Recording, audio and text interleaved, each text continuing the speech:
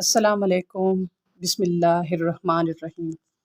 رسول اللہ صلی اللہ علیہ وآلہ وسلم نے فرمایا، تم سے پہلے لوگوں میں ایک بادشاہ تھا، اس کا ایک جادوگر تھا۔ جب وہ بوڑھا ہو گیا تو اس نے بادشاہ کو کہا کہ میں بوڑھا ہو گیا ہوں، میرے پاس ایک لڑکا بھیج تاکہ میں اسے جادو کی تعلیم دوں۔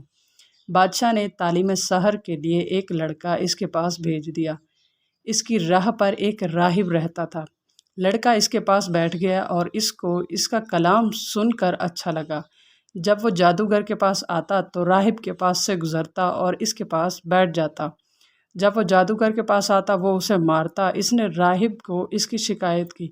راہب نے کہا، جب جادوگر کا ڈر ہو تو کہنا گھر والوں نے روک لیا، اور جب گھر والوں کا ڈر ہو تو کہنا کہ جادوگر نے روک لیا۔ اسی طرح وقت گزرتا رہا کہ لڑکے کا گزر ایک بڑے جانور پر ہوا جس نے لوگوں کا رستہ بند کر رکھا تھا۔ تو اس نے کہا کہ آج میں معلوم کروں گا کہ جادوگر افضل ہے یا راہب۔ سو اس نے ایک پتھر اٹھایا اور جانور کو یہ کہہ کر مارا، اے اللہ، اگر راہب کا کام تیری بارگاہ میں جادوگر کی نسبت زیادہ پیارا ہے تو اس جانور کو قتل کر دے تاکہ لوگ گزر سکیں۔ پتھر مارتے ہی جانور ہلاک ہو گیا اور لوگ چلنے لگے۔ وہ راہب کے پاس آیا اور آ کر بتایا۔ راہب نے کہا، بیٹا، اب تم مجھ سے افضل ہو اور تمہارا معاملہ جہاں تک پہنچا ہے میں دیکھ رہا ہوں، تمہیں یقیناً امتحان میں ڈالا جائے گا۔ اگر تمہیں آزمائش میں ڈالا گیا میرا پتہ نہ بتانا۔ یہ لڑکا مادرزاد اندھوں اور کوڑھ والوں کو اللہ تعالیٰ کے حکم سے شفا یاب کرتا اور تمام امراض سے لوگوں کا علاج کرتا۔ بادشاہ کا ایک اہم درباری نابینا ہو گیا۔ اس نے لڑکے کا سنا تو بہت سارا ہدیہ لے کر لڑکے کے پاس آیا اور کہا، اگر تم مجھے شفا دو تو یہ سب تمہارا ہے۔ لڑکے نے کہا کہ میں کسی کو شفا نہیں دیتا، شفا اللہ تعالیٰ دیتا ہے۔ تو اگر اللہ تعالیٰ پر ایمان لائے تو میں دعا کرتا ہوں اور وہ تجھے شفا عطا فرمائے گا۔ وہ ایمان لے آیا اور اس کو اللہ تعالیٰ نے شفا عطا فرما دی۔ اب وہ بادشاہ کے پاس آیا اور اس طرح بیٹھا جس طرح بیٹھا کرتا تھا۔ بادشاہ نے اس سے پوچھا، تمہاری نظر تم پر کس نے واپس کی؟ اس نے کہا، میرے رب نے۔ بادشاہ بولا، کیا میرے سوا تیرا کوئی اور رب ہے؟ اس نے جواب دیا، میرا اور تیرا رب اللہ ہے۔ بادشاہ نے اس کو گرفتار کر لیا اور سزائیں دینے لگا، یہاں تک کہ اس درباری نے اس لڑکے کے بارے میں بتا دیا۔ لڑکے کو بلایا گیا۔ اس کو بادشاہ نے کہا، بیٹا، تیرا جادو جہاں تک پہنچ گیا ہے کہ تو مادرزاد اندھوں اور کوڑھ والوں کو شفا دیتا ہے اور فلاں فلاں کام کر لیتا ہے۔ اس نے کہا کہ میں کسی کو شفا نہیں دیتا، شفا صرف اللہ تعالیٰ دیتا ہے۔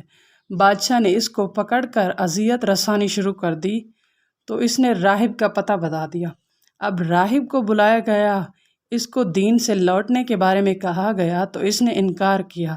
تو آرا منگوا کر اس کے سر کی چوٹی میں رکھ دیا اور اس کو 2 حصوں میں کاٹ کر رکھ دیا۔ پھر بادشاہ کے درباری کو بلایا گیا۔ اس کو دین سے لوٹنے کا کہا گیا تو اس نے بھی انکار کر دیا۔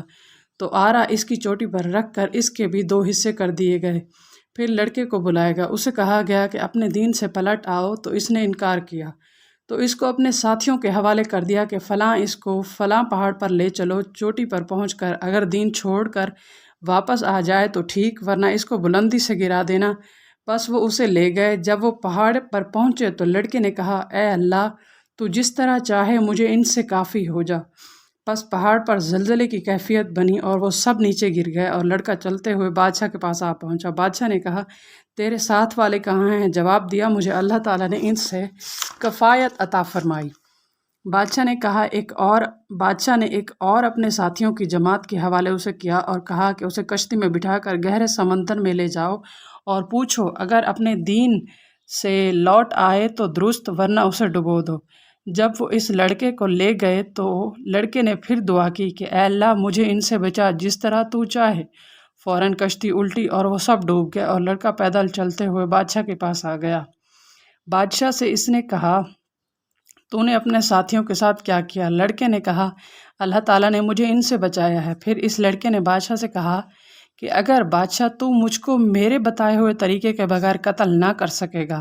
بادشاہ نے کہا، تیرا طریقہ کیا ہے؟ تو لڑکے نے کہا کہ تو لوگوں کو ایک میدان میں جمع کر کے مجھے سولی دینے کے لیے کھجور کے تنے پر چڑھ چڑھا، پھر میرے تیر کش سے تیر نکال کر کمان میں رکھ اور لڑکے کے رب اللہ کے نام پر کہہ کر تیر مجھ پر چلا۔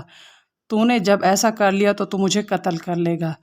بادشاہ نے لوگوں کو ایک میدان میں جمع کر لیا اور لڑکے کو کھجور کے تنے پر سولی کے لیے چڑھایا اور اس کے تیر کش سے تیر نکال کر کمان میں رکھ کر کہا، لڑکے کے رب اللہ کے نام پر۔